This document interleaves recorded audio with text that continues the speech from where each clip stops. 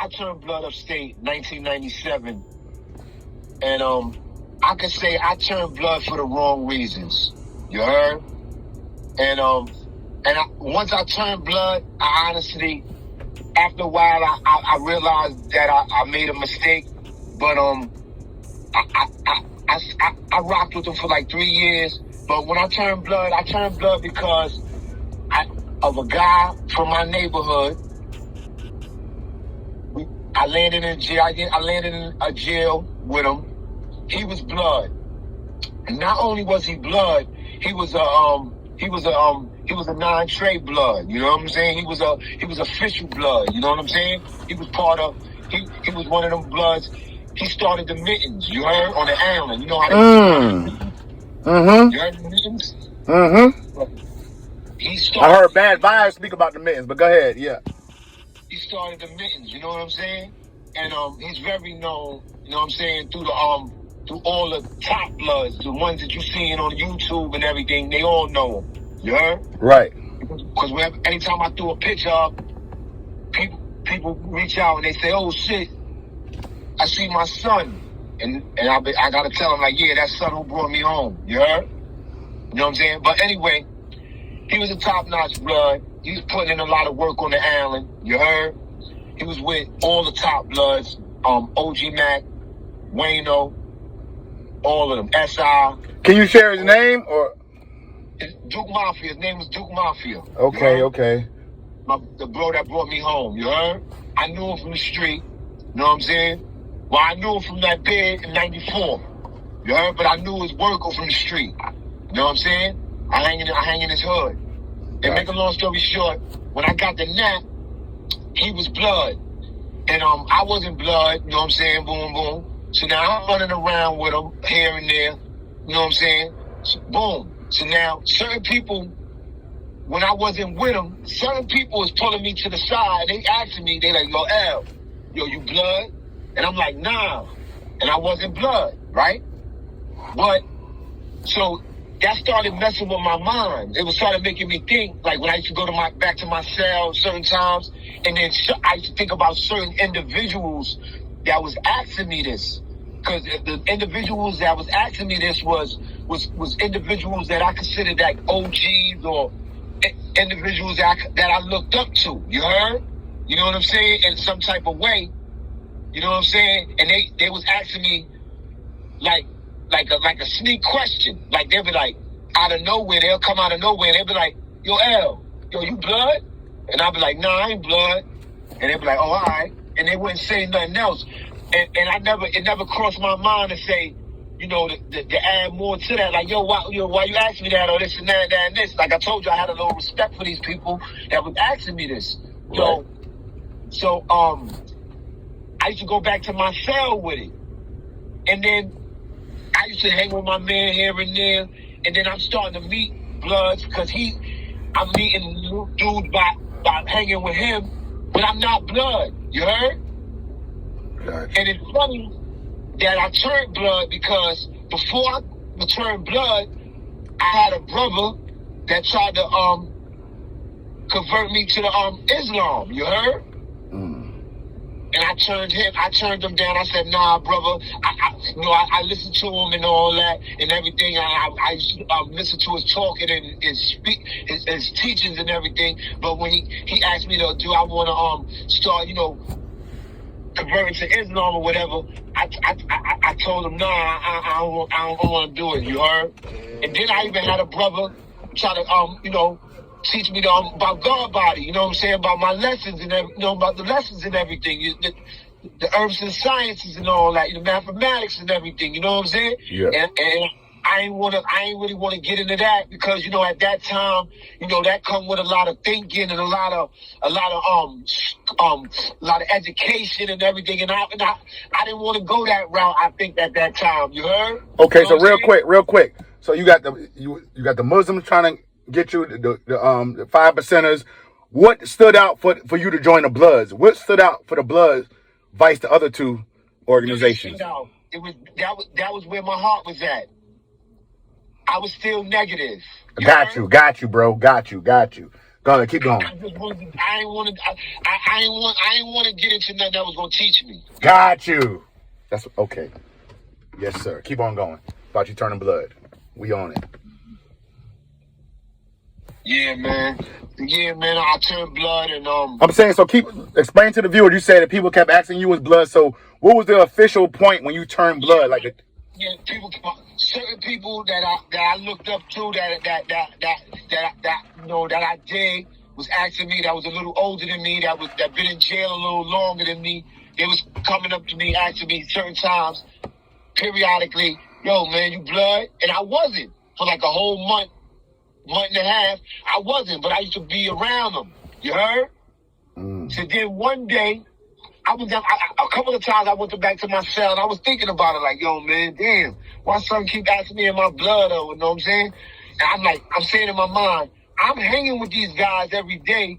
I don't see nothing wrong with hanging with them because I don't see nothing happening, you heard? right. And then, to me, they normal dudes that I mess with anyway, you heard? So next thing you know, I say, yo, and that's how I am. Like I seen that people was like trying to, like, you know, like they was asking me, am I blood, but they wasn't telling me nothing.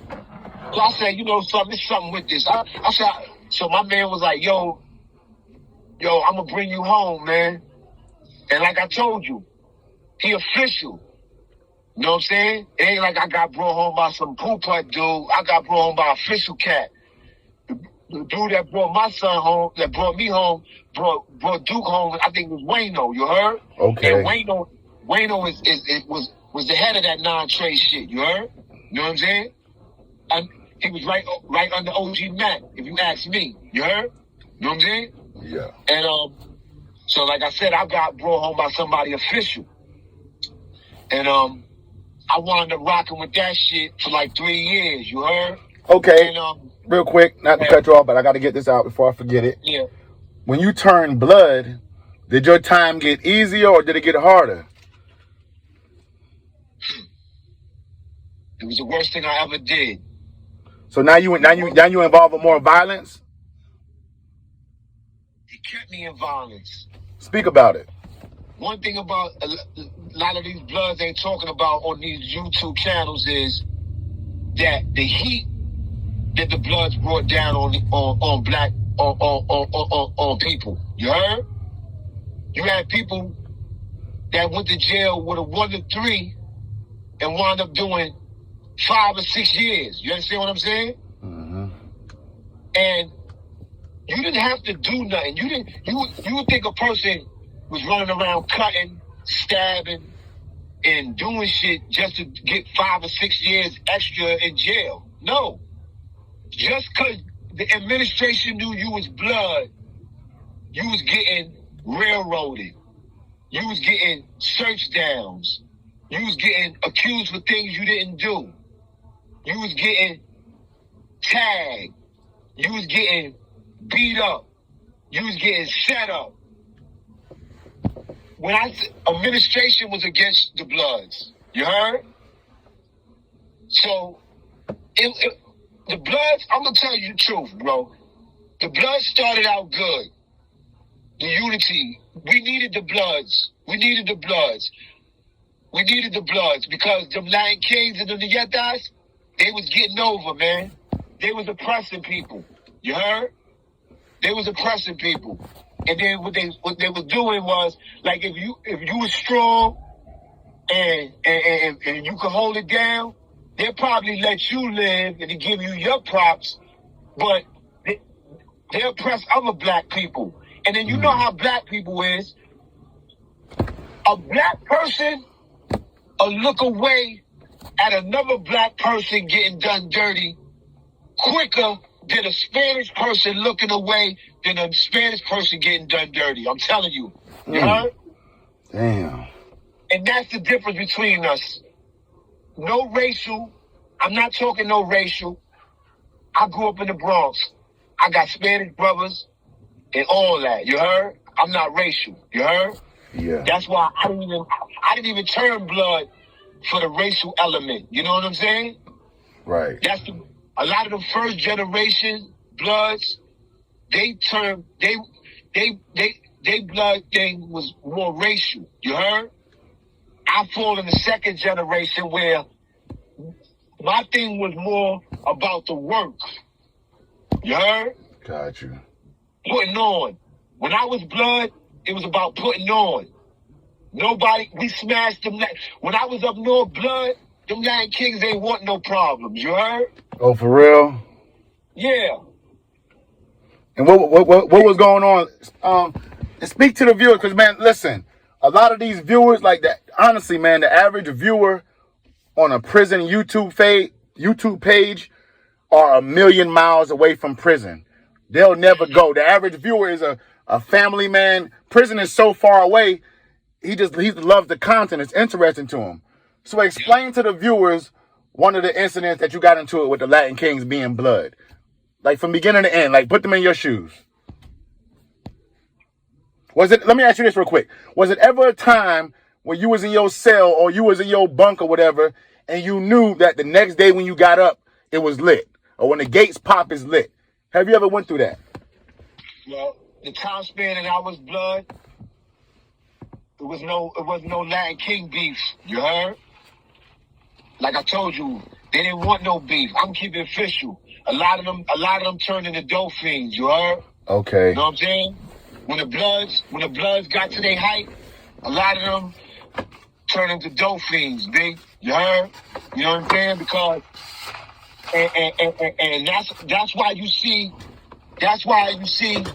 that the Bloods got so much black on black crime. You heard? Yep. That's why you see that they oppress each other. And, you heard? And that's what I wanted to ask you, El. When you was a Blood upstate, was there a lot of internal conflict? Was Bloods going gun to gun with each other? Yes, that's why I left the Bloods. Okay, speak about why you left the Bloods. I left the Bloods because it got to the point where it was no more beef, when there was no more opposition. You heard? Well, at least not in the maxes, because I was in maxes. I was in max A's. You heard? Disciplinary maxes. You heard? You got different classifications up there. You know what I'm saying?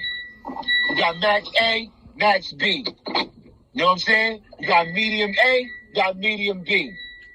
You got minimum. You heard? And I was in maxes, and mostly all the maxes, Latin Kings, Nietas, they was basically faded out. They was still in certain spots, like in Attica, they was still strong, Latin Kings. But when I was in Clinton, they wasn't strong at all. They barely existed. Now in the mediums, they control those joints. They do a lot of Bloods, black people dirty. Because what's that noise real quick? What's that noise? Yeah, that's my seatbelt, my fault. Oh, okay, that's all good. All right, I got to cut it off. All right. They do a lot of people dirty. They get over in the mediums because they control them. Now back to what I was saying about the Bloods having a lot of people against them. Once you got the administration against you, that's public enemy number one. You heard? Because the administration opened up the doors for everybody to be against you. You heard? When I was Bloods rarely had weapons. You heard? Listen to what I said. Rarely. I know you hear them talk on the YouTube, yo. Niggas did niggas. Facts. Yeah, I do hear that. You got people, and you got times where Bloods is doing all that crazy stuff. You know what I'm saying? Then you got certain Bloods that they keep a weapon on them, but that's not majority of the Bloods. You understand what I'm saying? Majority of the Bloods is going in them populations without a weapon. You heard? Okay. And when they get to that population, let me tell you how them jails was, man. In every jail I went to, you had 30 to 100 Bloods. Damn. 30 to 100 Bloods. But there never was no order. You heard? Okay. Never was no order. So you got dudes. Now another thing too now, and you know why the gang thing is so, you see why the gang thing is so messed up now on YouTube. You see how it's all messed up now, and they going at each other and all that. Yeah. It's because back when I was in the Bloods brought all of us together for a cause. You heard? Brotherly loves overrides oppression. You heard? Of destruction. You heard? Mm-hmm. Nowadays, the Bloods is broken down to boroughs now. You heard? So whereas when I was Blood, the boroughs came together. I'm from the Bronx. I'm messing with Brooklyn dudes. I'm messing with Queens Bloods. I'm messing with Harlem Bloods. I'm messing with Staten Island Bloods. I'm messing with upstate Yonkers Bloods. You understand what I'm saying? Yeah. Nowadays, these youngsters, that's what you see going on now. Why you see all these shootings and all these killings, and a lot of these OGs that they claim that's home that you see on the YouTube, and I'm not disrespecting none of them, and I'm not bigging them up either. Because the reason why I'm not bigging them up, because if you was really an OG, or you was really about something, or you was really moving the crowd, why is there so much violence going on in your community? That's right. These youngsters still listen to us. I still be with youngsters. All the youngsters that I be with in my community, most of them got jobs, and they doing the right thing. So I'm not around them kicking, yo, man, this and that, yeah, man, yo, you a sucker because you look the other way. You a sucker because you working. I'm not saying that. I'm happy. When they say, when they like, yo, I just came from work, I'm like, yeah, that's good, B. That's great. You heard? And I know it affect them because they look at me, they like, yeah, this L, man, this L telling me that. You heard? You know what I'm saying? So like I said, man, it's crazy, man. It's crazy, man. I left that Blood thing alone, man, because the Land Kings ain't want no beef no more. A lot of them started using drugs, man. They turned to drugs, you heard? And basically, Blood started turning on each other. They started cutting each other. And this is before the war with the Crips, because when I was up there, it was Crips up there, and it was no war with no Crips. No war. You heard? So the Crips was able to live with y'all. Crips was living. All this happened in the last 20 years, because you gotta remember, I've been home 20 years. Remember I told you? Yeah. So you say you left Blood. Let me ask you this. So did you wake up one day and say, I'm leaving Blood? How did that protocol work? Did you go to report to somebody? It was no repercussions for you leaving Blood? How did that work when you left Blood? Right. What I learned about when I was in a Blood organization, and like I said, I was banging with some of the best. You heard? And basically, what I learned when I was Blood, I learned this. I learned that I didn't have to. One thing I learned about being Blood, you don't have to have a position to move the crowd. You heard? So let me clarify that. Most people get with a gang and they try to get to a position. You heard? I turned down 2 positions. You heard? And I left Blood. So that's why I talk the way that I talk, because I made my own decisions from back then. You know what I'm saying? At a time when something was trying to be given to me. Somebody was trying. My man Shorty Black, he had GMB, Gangsta Miller Bloods. This is 1999. You heard? Gangsta Miller Bloods. My man Shorty Black and him and Big Iz had Gangsta Miller Bloods. OG Mac went home. So when OG Mac went home, a lot of them Blood cats, they wanted to take over. You heard? So they started fighting with each other. And and they asked me to change my set, and they were gonna give me 2-star general of GMB, while the dude was gonna step up and become OG of the set. Now the OG was like, "Yo, Al, I want to give you 2-star of GMB." But I knew I wasn't gonna be fucking with this blood shit no more, because what had happened was, you asked me why I left Bloods. This is what happened, why I left Bloods. I went to Southport. You heard? Mm-hmm. When I got to Southport, I got around a few blood cats. They started telling me about a few stories. They told me the story about the Tom Cross story. They told me about how I already knew about the Tom Cross story, because Don Q is my man, the nigga that OG Max snitched on. You heard? That's my brother. You heard? Okay. Remember I told you, a person kept asking me, am I blood? And I wasn't blood. Right. But he kept asking me that. Yeah. It was Don Q. Okay. The nigga that OG Max snitched on. You heard? Yeah. And I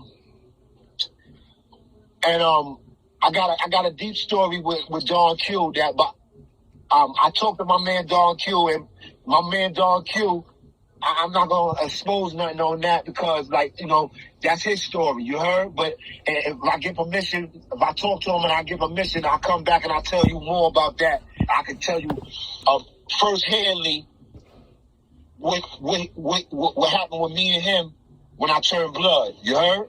Yeah. Because I was in that with him when I turned blood. And he fucked with me before I turned blood. And we all from the Bronx. Okay. And I'm still in contact with him now.